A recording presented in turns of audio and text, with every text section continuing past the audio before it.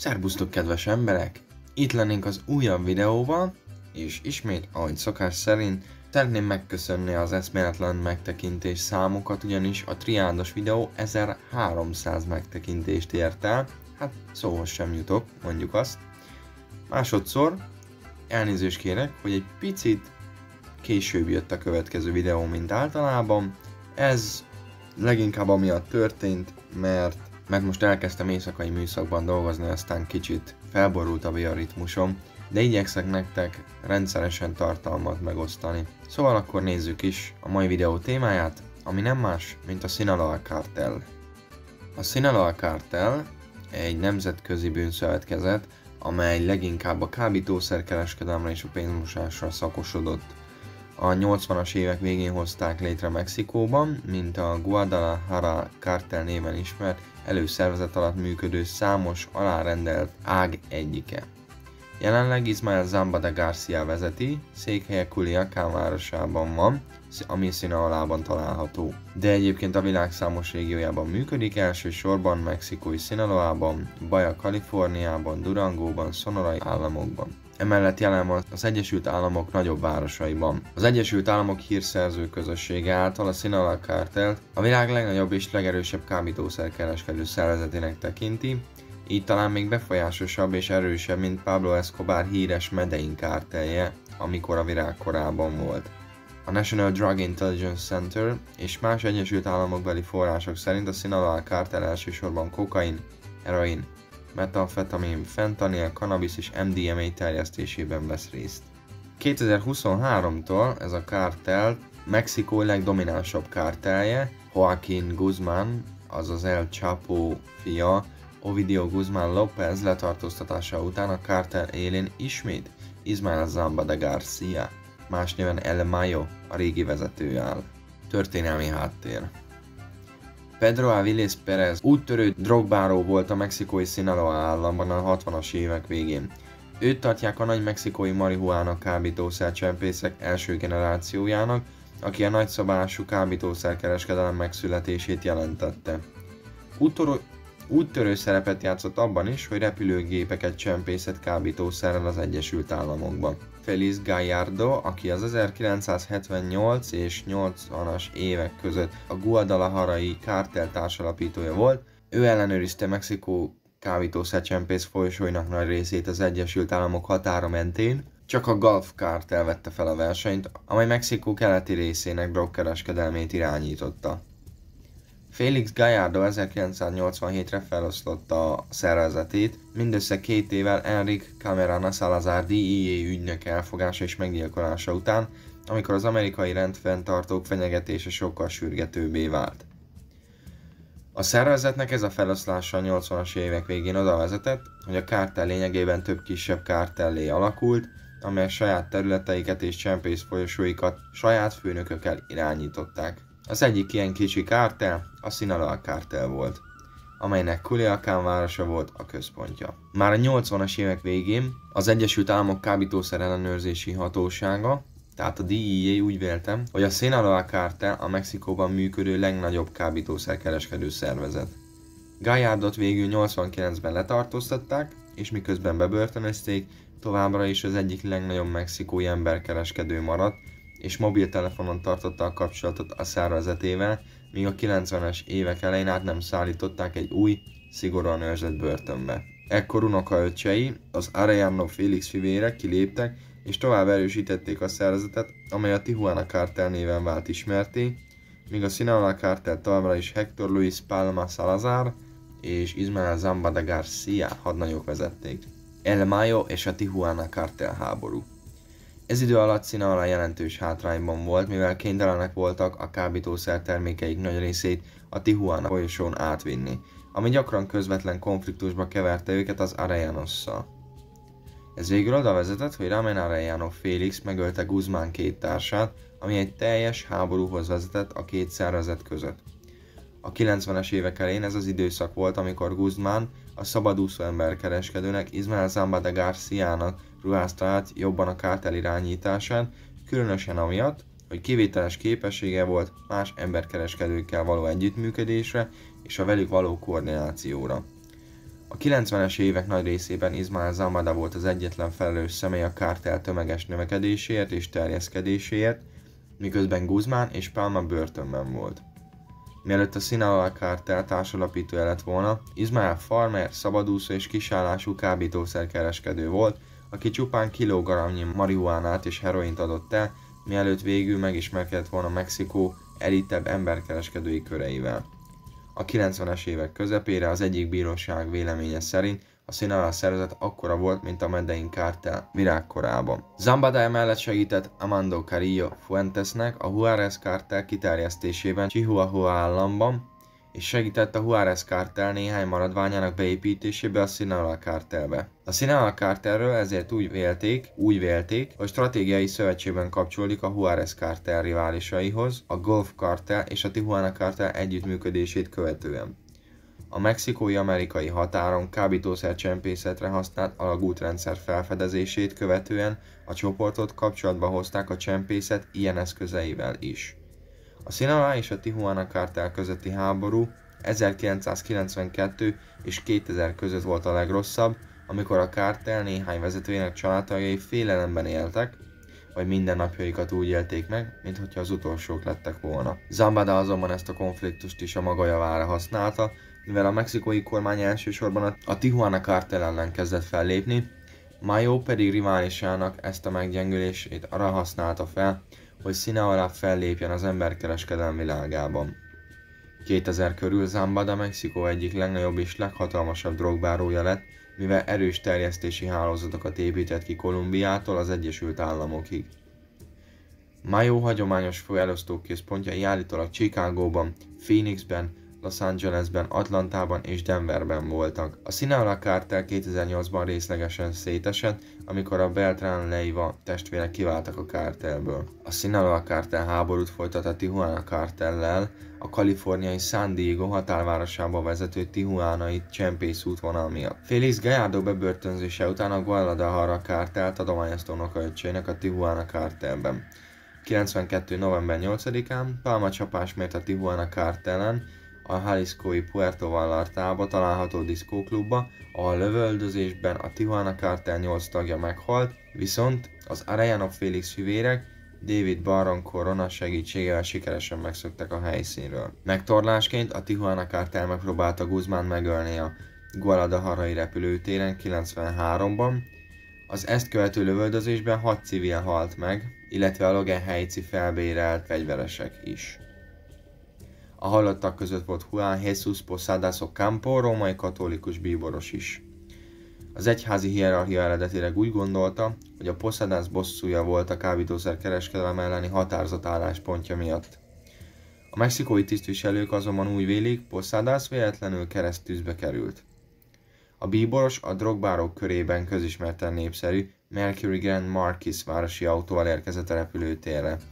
Baron értesülést kapott arról, hogy Guzmán egy fehér Mercury Grand Marquis városi autóval fog érkezni, így simán meg lehet, hogy összekeverték őket, és ezért halt meg a bíboros. 2014-től úgy vélik, hogy a Tijuana kártelt, vagy legalábbis jelentős részét felszívták, vagy szövetségre kényszerültek a Sinaloa kártellel. Dominancia és frakciók közötti konfliktus. 2005-re a Beltrán Leiva fivérek, akik korábban a Sinaloa kártelhez csatlakoztak, uralták az arizonai határon átívelő kábítószercsempészetet. 2006-ra a Sinaloa kártel minden versenyt megszüntetett az arizonai határ 528 km-es szakaszán. A Milleno, Jalisco, Sonora és Colima kártel ma már a Sinaloa kártel ágai. Ebben az időben a szervezet világméretű pénzmosással is foglalkozott, főként a brit HSBC bankon keresztül. 2008. januárjában a kártel állítólag számos hadviselő csoportra szakadt, ami a kábítószerrel kapcsolatos erőszak jelentős felfutását okozta Mexikóban. A kártel által elkövetett gyilkosságok gyakran lefejezéseket vagy lúgos tartályokba feloldott holttesteket foglaltak magukba, és néha filmre veszik, és felteszik az internetre figyelmeztetésül a rivális bandáknak. Letartóztatása előtt Vicente Zambada Niebla, azaz El Vincentillo, Ismael Zambada Garcia fia kulcs szerepet játszott a Sinaloa kártelben. Vicente Zambada a közép- és dél-amerikai országokból Mexikón keresztül valamint az Egyesült Államokba irányuló több tonnás kokain szállítmányok koordinálásáért volt felelős a kártelben. Ennek a feladatnak az elvégzéséhez minden rendelkezésre álló eszköz felhasznált Boeing 747-es teherszállító repülőgépeket, kábítószer tengeralattjárókat, konténerhajókat, halászhajókat, buszokat, vasúti kocsikat, nyerges vontatókat és autókat is. A mexikói hadsereg 2009. március 18-án letartóztatta, majd 2010. február 18-án kiadta Chicagónak szövetségi vádemelés miatt. 2013-ban továbbra is a Sinaloa kártel uralta a Sonora, Arizona folyosót, amely közel 604 km hosszú lett. A szervezet 8 kisebb ágra szakadt, és ezeken az ágokon keresztül ellenőrizték a kábítószerkereskedelmet az Egyesült Államokba. Az arizonai Tucson és Phoenix nagyvárosi területei a kártel legfontosabb átrakodási és elosztási pontjai az Egyesült Államokban. Az államok délkeleti részén zajló műveletek koordinálására Atlanta jelentős elosztóközponttá és számviteli központtá vált, és a Sinaloa kártel ottani jelenléte kíméletlen erőszakot hozott ezen a területen. Chicago továbbra is a közép-nyugat Sinaloa egyik fő elosztóhelye, kihasználva az erős helyi keresleti piacot és számos olyan nagy államközi rendszer konvergenciáját, amelyek az Egyesült Államokba forgalmaznak. A kártel hosszú ideig a készpénzes tranzakciók és a pénzmosás viszonylagos egyszerűségéből is profitált az államokban és Mexikóban is. 2013-ban a Chicagói Bűnügyi Bizottság Joaquin Guzmánt, azaz El Chapót, egy olyan város első számú közellenségének nevezte, ahová Guzmán soha nem tette be a lábát. Al Capone óta ő az egyetlen személy, aki megkapta a címet. Ettől a stratégiai ponttól kezdve a kártel nagykereskedelmi szinten forgalmazza termékét több tucat helyi bandának. Havi 2 tonnát egy olyan városba, ahol több mint 117 000 dokumentált bandatag van. A gangster tanítványok egyike azon helyi bandáknak, amelyek a legaktívabban dolgoznak együtt a kártellel. A kártel kísérletei a chicagói kábítószerpiac ellenőrzésére közvetlen konfliktusba sorolták őket más chicagói bandákkal, köztük a Black P. Stones-al, Vice Lords-al és a Black Disciplines-szel, ami az erőszak növekedését eredményezte a városban. A Sinaloa kártel a Fülöp-szigeteken működik az Egyesült Államokba csempészett kábítószer átrakodó helyeként.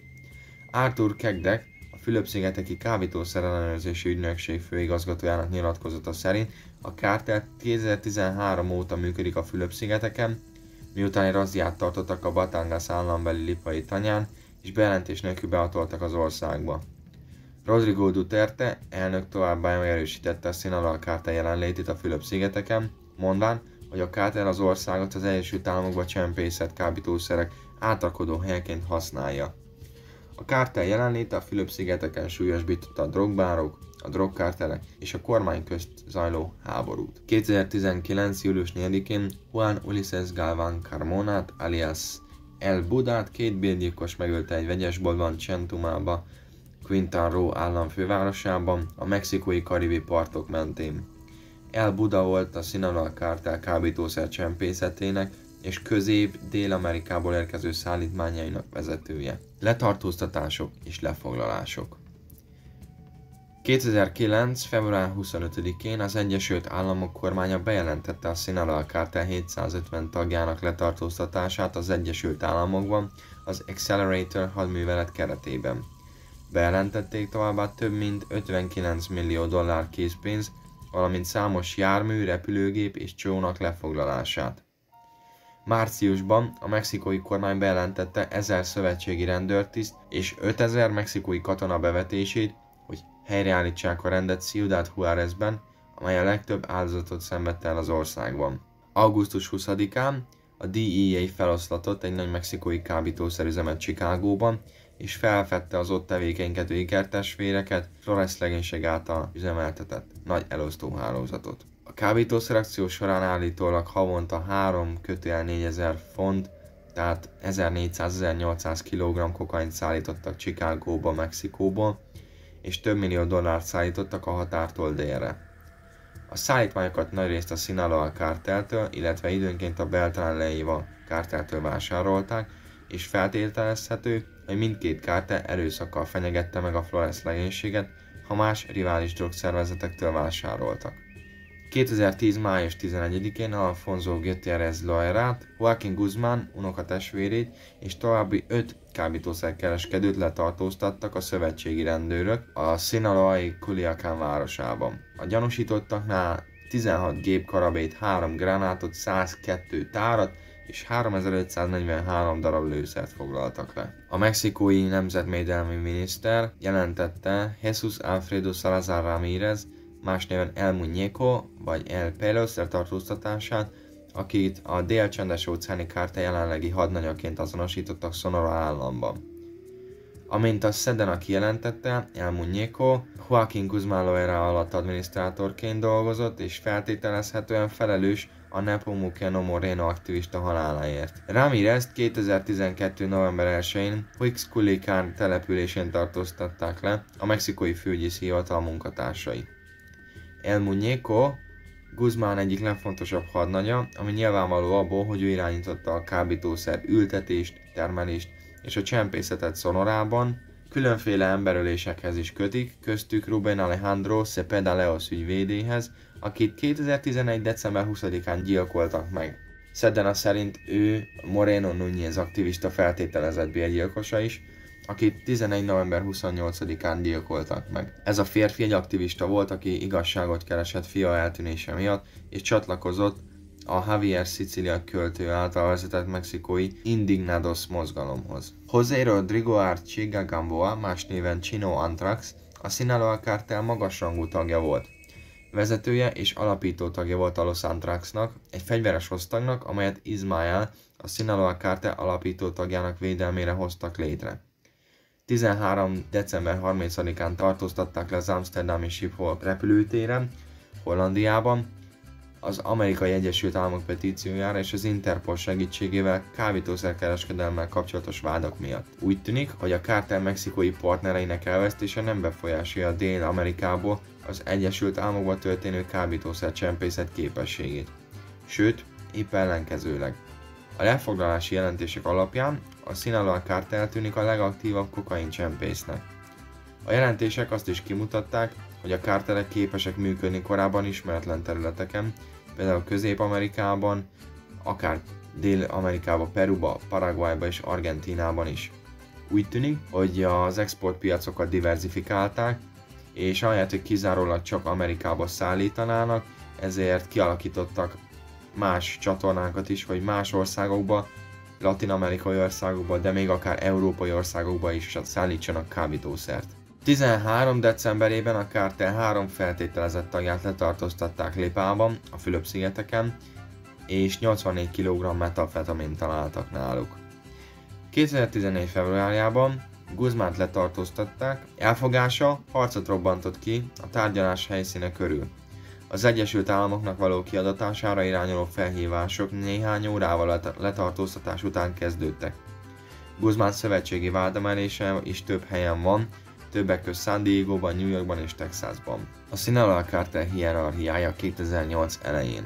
A Sinaloa kártelt korábban La Alianza de Sangre, azaz Vérszövetség néven ismerték. Chipper Brief szerint a CDS nemzetközi sikere nagy részt a horizontális szervezeti rendszernek köszönhető, szemben a sok rivális által alkalmazott felülről lefelé irányuló hierarchiával. Miután decentralizált a külföldre való terjeszkedés érdekében, valamint lehetővé tette magának, hogy túlélje a rivális kártelek brutális támadásait, és legkiemelkedő vezetőjének Chapo Guzmának az elfogását, a kártel ezt a stratégiát félig autonóm stratégiához hasonlította. Amikor Héctor Luis Palma Salazar 95. július 23-án a mexikói hadsereg letartóztatta, társa Joaquín Guzmán Loera vette át a kártel vezetését. Guzmánt 93. június 9-én Guatemalában fogták el és kiadták Mexikónak, ahol egy szigorúan őrzött börtönbe zárták, de 2001. január 19-én Guzmán megszökött és újra átvette a kártel parancsnokságát. Guzmánnak van egy közeli munkatársa, akiről már korábban beszéltünk, Ismael Zambada Garcia. Ők ketten 2003-ban lettek Mexikó legnagyobb drogkirályai, miután letartóztatták a riválisukat, a Gulf kártelből Osiel Cárdenas Guillént. Egy másik közeli munkatársát, Javier Torres Félixet letartóztatták és decemberben kiadták az Egyesült Államoknak. Guzmán 14. február 22-én egyik napról a másikra fogták el az amerikai és mexikói hatóságok. 15. július 11-én megszökött a Federal Social Readaptation Centerből, amely egy mexikói államban található szigorúan védett börtön, a börtön cellájában lévő alagúton keresztül. Guzmán újra átvette a Sinaloa kártel parancsnokságát, de 16. január 8-án ismét elfogták, amikor egy házat megrohantak Los Mochis városában, Guzmán szülőföldjén, Sinaloában. Letartóztatásával Ismael átvette a Sinaloa kártel teljes vezetését. 2020. június 24-én kiderült, hogy Zambada cukorbetegségben szenved, és állítólag Zambada nagyobb befolyást adott El Chapo fiainak a Sinaloa kártelben. Ezzel véget ért az a kísérlet is, amely az egykori magasrangú mexikói drogbárókat, Rafael és Miguel Caro Quinterót a Sinaloa kártel tagjai közé toborozta volna, mivel El Chapo fiai megtagadták a vezetői státusz megadását. Zambada vezetése alatt a Sinaloa kártel hajlandó volt tárgyalni a Caro Quintero fivérek lehetséges vezetői pozíciójáról, mivel az előszervezetben főnökként dolgoztak. Napjainkban úgy tartják, hogy miközben Guzmán rokonai és barátai a szervezet marginális vezetői pozícióért küzdenek, az igazi csúcsvezető még mindig Ismael Zambada, aki hatalmat közvetít közöttük, és lehetővé teszi számukra, hogy a szervezet ernyőjévé dolgozzanak az ő uralkodása alatt. 2023. január 5-én letartóztatták El Chapo fiát, Ovidio Guzmánt, a kártel Chapitos frakciójának vezetőjének egyikét. Tevékenységek. A Sinaloa kártel a 30 mexikói állam közül legalább 22-ben jelen van, fontos központja Mexikóváros, Tepic, Toluca, Zacatecas, Guadalajara és Sinaloa állam nagy részében van. A kártel elsősorban érintett dél-amerikai kokain, mexikói marihuána, metamfetamin és fentanil, valamint heroin csempészet és terjesztésébe az Egyesült Államokba. A kártel által jelenleg termesztett és forgalmazott marihuán nagy részét azonban Kalifornia távoli területein termesztik illegálisan az Egyesült Államokon belül. Az utóbbi időkben a kártel az MDMA, sőt a heroin csempészetétől is távolabb került, miközben fokozta a kokain csempészetet, a fentanil és a metamfetamin csempészetet. A DEA és különböző források szerint a nagyértékű kemény kábítószerek többségét legális belépési kikötőkön keresztül csempészik be. Köztudott, hogy gyakran használnak amerikai állampolgárokat összvérként, akik közül sokan személygépjárműbe vagy nyerges vontatóba töltenek kábszert. Ezek közül néhány az úgynevezett csapdakocsi, amelyek kifinomult mechanikus kialakításra vannak felszerelve, csak akkor tárják fel a kábítószer, ami el van rejtve bennük, ha a jármű bizonyos funkcióit manuálisan egyidejűleg vagy egymás után hajtják végre. A Sinaloa kártel történelmileg az arany háromszögben, ami a Sinaloa, Durango és Chihuahua államokban működött. A régió a mexikói ópium és marihuána jelentős termelője. Ezen a vidéken a fekete kátrány heroin gyakran a fekete kecskeként emlegették, különféle típusú tiltott anyagok kereskedelme ellenére a kártel műveletei leginkább a kokain és opioidok kereskedelmét támogatják, különösen egy olyan elosztóközpont, mint Chicago, ahol a metamfetamin iránti kereslet viszonylag alacsony. Az USA főügyésze szerint a Sinaloa kártel volt felelős az USA-ba történő 200 tonna kokain és nagy mennyiségű heroin elosztásáért 1990 és 2008 között.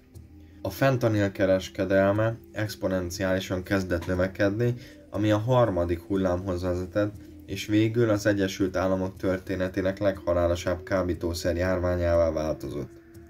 A 2000-es években és valószínűleg még ma is úgy vélik, hogy a Herrera szervezet néven ismert csoport több tonna kokaint szállított Dél-Amerikából, Guatemalába a Sinaloa kártel megbízásából. Innen északra, Mexikóba, majd később az Egyesült Államokba csempészték. A Mexikón keresztül forgalmazott kokain nagy százaléka feltehetően először Guatemalán keresztül érkezik, a legáltalánosabb becslések szerint évente körülbelül 6-800 ezer font, tehát 3-400 ezer tonna érkezik. Más dél-amerikai kokain szállítmányok vélhetően közvetlenül Cali és Medellín kábítószercsempész csoportoktól származnak, ugye Kolumbiából, amelyektől a Sinaloa kártel az Egyesült Államok határán átszállítja az arizonai, kaliforniai, illinois, texasi és New York elosztó városokba. Mivel még mindig Kolumbia a világ legnagyobb kokain termelője, a Sinaloa kártel jelenleg a legaktívabb mexikói kártel, amely Kolumbián belül működik és segít finanszírozni és támogatni számos kolumbiai félkatonai kábítószerkereskedő csoportot, például a baloldali Nemzeti Felszabadító Hadsereget. A szervezet immár közvetlenül is részt vesz kolumbiai kokatermesztésben és termelésben. Kolumbia kokatermelésének csaknem 85%-át az ország 5 megyéjében termesztik. Valószínűleg ez ugyanaz az 5 kolumbiai megye, ahol a Cartel de Sinaloa és a CGNG rivalizálását észlelték, ami állítólag 2021 elején kolumbiai polgárok ezreinek kitelepítéséhez vezetett. A mexikói kártelcsoportok jelenléte Kolumbiában közvetlenül egybeesik azokkal a helyekkel, amelyek bőségesebbek a kókatermésben vagy a stratégiai kábítószercsempészet útvonalaiban. Bár Kolumbia, Bolívia és Peru hagyományosan a legjelentősebb dél-amerikai országok a kokainkereskedelemben, Venezuela és Ecuador is fokozta részvételét. 2021. auguszt egyetlen több tonnás kokain szállítmányt foglalt le Ecuador partjainál, ami utóhatásként gyilkosság sorozatokat okozott. A Sinaloa kártel állítólag régóta együttműködik Ecuador egyik legnagyobb és legerősebb bűnözői csoportjával, a Chone Rossa, akik a csendes-óceáni tengerparti Mantában élnek, bár nevüket Chone nyugati városáról kapták. 2011 óta Ecuador egyik legáldázabb börtönbandájává váltak, mivel a vezetőt közel 8 évig bebörtönözték.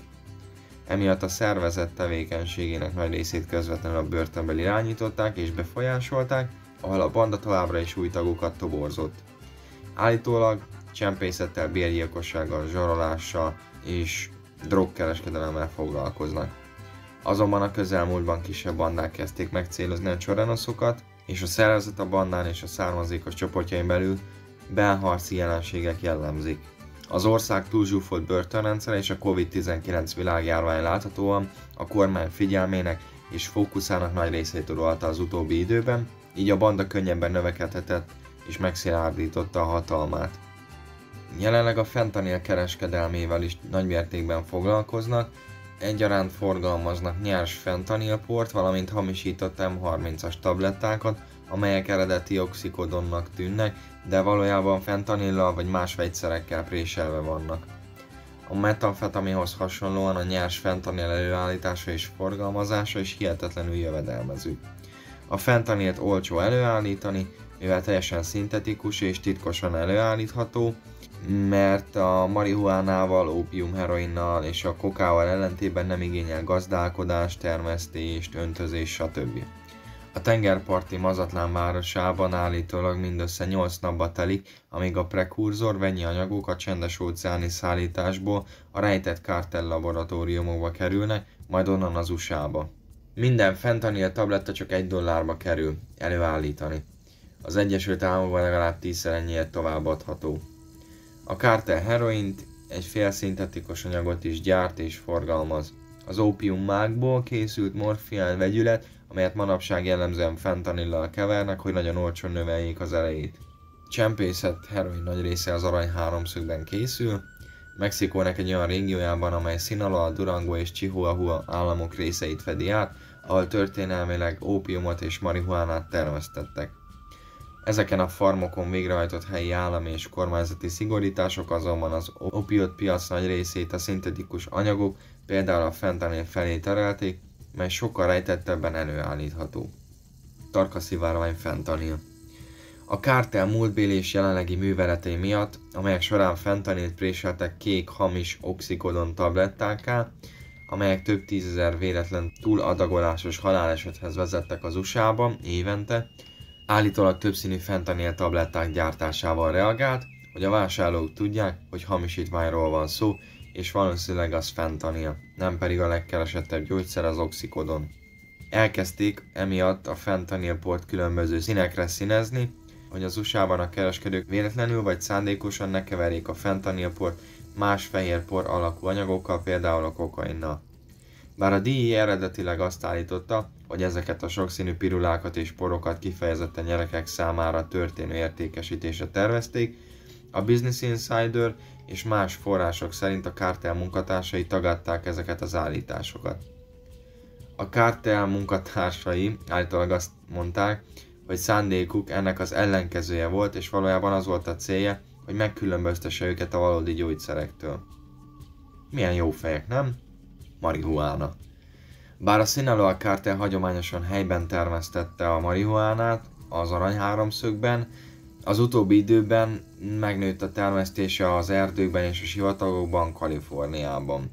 Kaliforniában, ahol állítólag több millió gallon vizet loptak el ezekhez az illegális termesztésekhez, 2021 nyarán ez nyilvánvalóan Los Angeles megye történetének legnagyobb marihuána mellszoborjához vezetett. 70-80 zöld házat fedeztek fel és bontottak le a nyílt sivatagban, és több ezer tonna marihuánát gyűjtöttek össze, amelyekhez a közeli lucerna, sárgarépa és burgonya farmokból elveszett vagy disznóvizet használtak.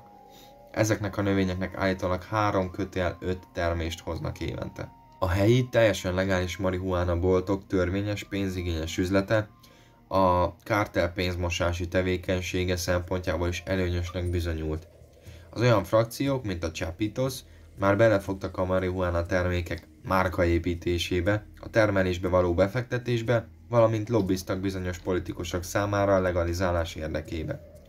Jelenleg Culiacán legismertebb márkája a Star Cash, a logóján egy űrhajós látható, aki egy szelet pizzát eszik. A kártel által a La Chapizára, a Guzmának és fiainak dolgozó emberekre utaló pizza.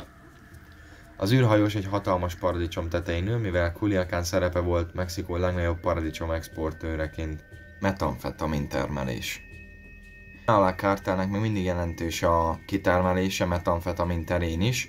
Vannak Észak-Amerikában, amely jelenleg magát Mexikót is magába foglalja, és Kanadát is. A jelentések szerint 2010 és 20 között nagyjából 2400%-kal nőtt a metamfetamin felhasználás a droghasználók körébe. Egyéb jelentések szerint 2010-ben minden 100 kábítószer fogyasztó emberből körülbelül 2% használ kristálymetet, míg 2020 végén ez a szám 50%-ra nőtt. Ugyanakkor a marihuána felhasználás aránya a fogyasztók körében pedig csökkent. A metamfetamin termelésének és értékesítésének jelenlegi üteme Mexikóban szintén a teljes szintetikus kábítószergyártás és kereskedelem úgynevezett új korszakának az eredménye. Csempészetben is hatékonyabban lehet eljárni, mivel sokkal egyszerűbben és könnyebben lehet csomagolni, és hatékonyabban lehet átcsempészni a határon. A Rand Corporation 2019-es tanulmánya szerint a 2018-ban a kábítószer globális rekordlefoglalásainak 50%-a Észak-Amerikában történt. És ezt figyeljétek, a gyógyszer, tehát maga a gyógyszerek amerikai piaca elérheti az 50 milliárd dollárt, és csak 4-szer akkora, mint a metamfetamin 13 milliárdos piaca. Ha Észak-Amerikától eltekintünk, akkor a világ másik legnagyobb metamfetamin fogyasztási régiója az Dél-Kelet-Ázsia és Óceánia, legfőképp Ausztrália és kisebb mértékben Új-Zéland. Kezdetben, amikor a Sinaloához hasonló mexikói kártelek először Hollandiába költöztek, hogy 2015 körül üzletet alapítsanak európai gyógyszer- és droggyártási műveletekhez.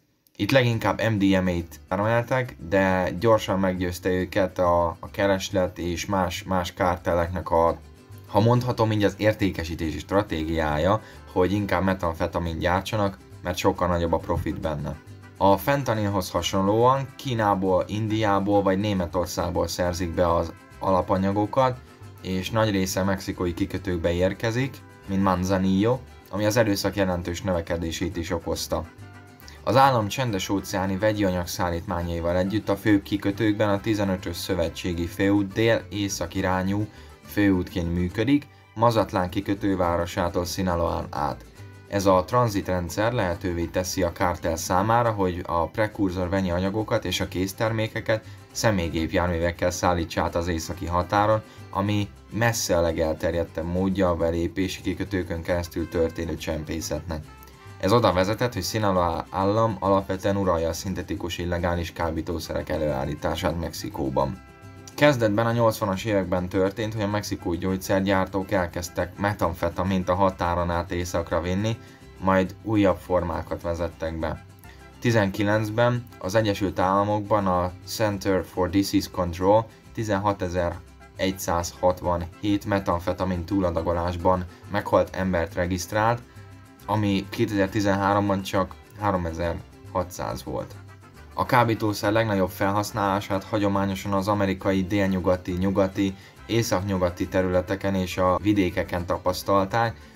2005 körül történt, amikor a mexikói kártelek, mint például a CDS, tehát a Cartel de Sinaloa, megkezdték az Egyesült Államokba a metamfetamin terjesztést, és szinte teljesen ellenőrizték, szinte csak ők voltak azok, akik beszállítottak, és onnantól kezdve eszméletlen módon szállították be, és ez a rész, amit mondtam, leginkább ez a nyugati-déli rész, ez teljesen el lett tálasztva metamfetaminnal.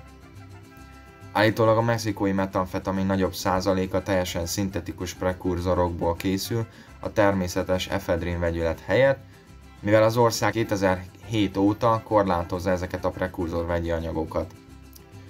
A modern metamfetamin nagy része, amely Észak-Amerikában kering, az olyan mexikói kártelektől, mint a Sinaloa, ma már többnyire fele-fele arányban van időnként. Terület és jelenlét. Mivel a szervezet vezetése lényegében a kártel Mayo Zambada és Los Chapitos frakciói között oszlik meg, Sinaloa állam nagy része területileg is megosztott. Kimért és kihívásokkal teli Mexikó jelenléte ellenére a szövetség azonban jól ismert nagy és széleskörű nemzetközi jelenlétéről, valamint számos nemzetközi bűnügyi műveletéről és partneréről. A Mexikón kívüli helyek közé tartozik egész Guatemala, El Salvador, Honduras, Panama, Kolumbia, se tudjátok, ezek az országok, nem fogom felsorolni mindet, mert konkrétan az összes országban jelen vannak, emellett ugye a karibi térségben is, és hát sajnos az Egyesült Államokban is, és Kanada sem mentesül ez alól. 89-ben a Sinaloa kártel kiásta első drogalak útját a szonorai Agua Prieta városában található ház és az arizonai Douglasban található raktár között. A 91 méter hosszú alagutat 1990-ben fedezték fel. Az amerikai vámhatóság és a mexikói szövetségi rendőrség a felfedezés követően a Sinaloa kártel csempészetét Tijuana és Otay Mesa felé, ami San Diego-nál van, oda kezdte összpontosítani, ahol 1992-ben raktárt szerzett. Juan Jesus Posadas Ocampo bíboros és 6 másik személy meggyilkolása után a Guadalajarai repülőtéren, ugye május 24-én, a fegyveresek felszálltak egy kereskedelmi repülőgépre. Amikor a repülőgép leszállt a tijuanai repülőtéren, sem a rendőrség, sem a katonai egységek nem zárták le a repteret, és a fegyveresek megszöktek. 93. május 31-én a fegyvereseket kereső mexikói szövetségi ügynökök egy részben elkészült, 460 méteres alagutat találtak a Tijuana repülőtér mellett, amely az Egyesült Államok és mexikói határ alatt haladt át a San Diego-i Otay Mesa egyik raktárába. Eszméletlen. Szerintem ez eszméletlen. Tehát konkrétan fél kilométeres alagutakat áskálnak össze-vissza a határ alatt. Ez szerintem lélegzetelállító. Akkor fedezték fel, amikor a mexikói és a San Diego-i tisztviselők egy határon átnyúló repülőtér létrehozásáról tárgyaltak Tijuana és Otay Mesa között, ami aláásta volna teljesen a kábítószer alagút szállítási műveleteket az egész térségben. Az alagutat a DEA, az Egyesült Államok / Mexikó határmenti kábítószer alagutak Taj Mahaljaként írta le, és Joaquin Guzmánhoz kapcsolták El Chapohoz. 5-ször hosszabb volt, mint az Agua Prieta Douglas alagút, és ez lett az első kábítószeres szuperalagút az összes többi közül. A szuperalagútak áramellátással, szellőztetéssel, símpályákkal voltak felszerelve, hogy lehetővé tegyék a nagy mennyiségű kábítószer hatékony szállítását az államokba. A mexikói kormány konfliktusa az egykori Ejido Tampicoval 1970-re nyúlik vissza, amikor 320 hektárt kisajátítottak Tampicóból, hogy új kifutópályát és utasterminált építsenek a Tijuana repülőtéren, és megállapodtak abba, hogy fizetik a kitelepített ejidatáriókat, tehát azokat a farmereket, akik ott éltek, és $112,000 fizettek volna akkoriban, ez az 1970-ben. Sajnos nem sikerült a kormánynak kártalanítani az elveszett termőföldjükért a farmereket, ezért újra elfoglalták a Tijuana repülőtér 79 hektáros részét, és fegyveres konfliktussal fenyegetőztek. 1970 és 2000 között a Tijuana repülőtér elfoglalt területe viszonylag fejletlen maradt. 99-ben privatizálták, és a Grupo Aeroportuario del Pacífico, tehát Csendes-óceáni repülőtércsoport néven ismert 12 repülőtér hálózat részévé vált. A vita megoldásakor ezek a farmerek eltávolítására a kormány kisajátított ismét egy 320 hektáros területet, és 1,2 millió dollárért megalapították ezt a kis községet. Na de még egy picit beszéljünk az alagutakról. Az Otay Messán 93-ban felfedezett Taj Mahalhoz hasonló szuperalagút, ugye a Sinaloa Carterre vezethető vissza. A szabályozatlan fuvarozás és raktári műveletekkel az egykori Tampico, az Egyesült Államokba szállított kábítószerek fő elosztó helyévé vált. A következő években több tonna kábítószer szállító alagutakat észleltek a Tijuana repülőtéren és a környékén. Ugye ez a Ejido Tampico is folytatta a meg nem engedett fejlesztéseket, és további gyógyszeralagutakat fedeztek fel, amik mind ebbe a San Diego-i Otay Messába vezettek. 2011-ben egy 550 méter hosszú szuperalagutat fedeztek fel, amit konkrétan a repülőtér kifutó pályája alatt ástak. Egy 300 méteres raktárból. Tehát úgymond 800 méteres alagút volt kb. Na ezt figyeljétek, a korábbi szuperalagutakhoz hasonlóan, hát ne arra ugyatok, de amúgy én ezen nagyon tudok nevetni. Lift volt az alagútba, elektromos vasúti kocsikkal szerelték fel, csak azért, hogy még hatékonyabb legyen a kábítószer szállítás. Hát ha valamit nehéz überelni, akkor az ez. Szövetségek és összejátszások. A 2000-es évek végén és a 2010-es évek elején a Sinaloa Cartel és a Gulf Cartel hagyományosan szövetségeseknek számítottak, de 21-től ez a szövetség állítólag felbomlott, mivel a két csoport most Zacatecas államban harcol egymással a Jalisco New Generation Cartellel, ez a CGNG, ez egyébként az egyik legerősebb kártel szintén Mexikóban. A Sinaloa Cartel pedig a La Lineal-val is küzd, és ez a La Lineal pedig szövetségben van a CGNG-vel, és ez az összetűzés, ez a harc, ez a Ciudad Juárezben történik. A Sinaloa Cartel más bandákkal is szövetséget kötött az általuk működtetett régiókon belül. Belföldön a kártel arcsoportjai és szövetségesei a következőkből állnak. Los Antrax, aki nem ismerné, ez mondhatjuk úgy is, hogy a végrehajtó egység, a kivégző osztag, biztonsági őrök. Megpróbálok majd ide beszúrni egy képet róluk. A második a Grupo Flechas, harmadik az a Los Cabrera, ez a fegyveres szárnyuk, vannak ellátva eszméletlen mennyiségű fegyverrel, és ahogy mondtam korábban is a Los Chapitos. Egy pár nemzetközi szövetségest is megnézünk, Crips, egy amerikai néger banda, erről is lesz egyébként videó, Cartel de Noreste, La Nueva Familia Michoacana, Carteles Unidos, illetve a Los Damasos. Szer Mafia, a marokkói maffia, az ír maffia, sőt még a Hells Angels is ide tartozik. A Sinaloa szövetség két erős kínai triáddal, a Sunny Eonnal és a 14K triáddal is szövetséget kötött, róluk már volt videó, hogy megszerezze az erősen addiktív szintetikus kábítószereket, például a metamfetamint és a fentanilt. Zárásképpen pedig arról beszélnék, hogy mi a helyzet ma. A Beltrán Leiva szervezet 2008-as kiválása után El Chapo lett a Sinaloa Cartel legnagyobb vezetője, bár a legfelső asztalnál csatlakozott hozzá El Mayo, aki jelenleg a vezetője a kártelnek, ugye miután elfogták El Chapót, és alias El Azul. De ő viszont 2014-ben állítólag meghalt szívrohamban. Viszont pletykák szerint még mindig él, és még mindig virul, csak visszavonult. Nem tudjuk. A Sinaloa Cartel az nem hierarchikus struktúra, El Chapo, El Azul és El Mayo külön állnak, de együtt működnek, viszont külön szervezetként működnek egymással párhuzamosan. Legfőképp azért, mert ugye külföldön is működnek, Mexikón belül is működnek, és így megosztják a munkát, ha így is lehet mondani.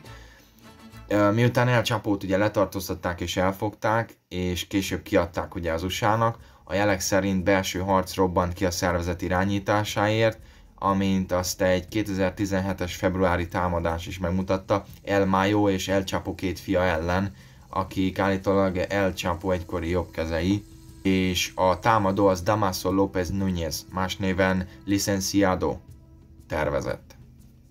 Licenciado és fia, alias Minilix, azonban mindketten le vannak tartóztatva, és most benn vannak egy amerikai börtönben. Mexikó lakosságának, területének és gazdaságának nagy része a mexikói bűnözői csoportok alá került, még azokon a területeken is, ahol az erőszak nem lángol fel, vagy nem is csökken. Viszont a két legnagyobb kártel, a Sinaloa kártel és a Cartel Jalisco Nueva Generación, tehát ez a CGNG, valamint a kisebb kis bűnözői csoportok átvették és uralják a helyi embereket, úgymond a gazdaságokat és a területeket. Viszont ugye nem egységes. A Sinaloa kártel a CGNG-től eltérő stratégiákat alkalmaz, mindkét kártel uralma és irányítása regionálisan eltér, helyi strukturális feltételek és politikai kultúra van, és a bűnözői csoportok helyi vezetése is más. Egy kis érdekesség. 2020 tavaszán, amikor a Covid-19 végig söpört a világon, és hát Mexikón is, a mexikói és a nemzetközi médiát elárasztotta a különböző mexikói bűnözői csoportok, köztük a Sinaloa kártel. Miért? Azért, mert az embereknek ilyen csomagokat, segélycsomagokat, készpénzt, élelmiszert és fertőtlenítőszereket adományoztak. Ismerős a történet, mert ez csak úgy történt, mint amit a Yakuza is csinált, amiről beszéltem a Yakuzás videóban. Ugye támogatták a helyi lakosságot, ez egy nagyon célirányos stratégia volt. A kártelvezetői évtizedek óta adnak pénzt ünnepségekre, helyi templomoknak adományoznak, egyházi hatóságoknak, iskoláknak, sőt még foci stadionok építésére is szánnak pénzt. Egyes helyeken a Sinaloa kártel azt ígérte a helyieknek, hogy megmenti őket és gondoskodnak arról, hogy a szegénység ne törjön fel ismét. De mindannyian tudjuk, hogy ez mivel jár, ugyanis átvette a gazdaságot, a halászatot, a cigaretta és alkoholértékesítést a kártel, tehát ez az egész tervezet, és nyilván hátsó szándékkal történnek ezek az adományok, stb. Ugyanúgy, mint a Yakuzánál is. Tehát nyilván jót tesznek, és úgymond ez az átlag emberekre nézve ez egy jó döntés, tehát segítség az mindenkinek jól jön, csak hát nem mindegy, hogy utána milyen áron. Tehát utána az emberek egy olyan környezetbe kell éljenek, ahol hát mondjuk azt, hogy minden nap úgy kelnek fel, hogy félnek, és nem tudják, hogy lesz-e holnap.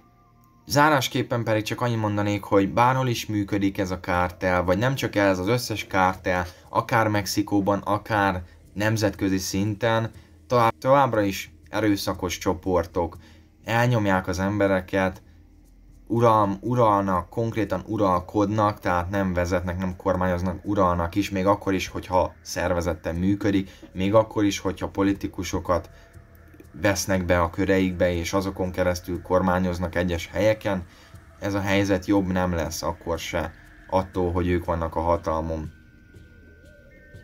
És sajnálatos módon azok az emberek nem találnak megbízható védelmet a mexikói kormány részéről, mivel sajnos akár a Sinaloa kártelnek, akár a Cartel Jalisco Nueva Generaciónnak, tehát a CGNG-nek is sokkal nagyobb az uralma.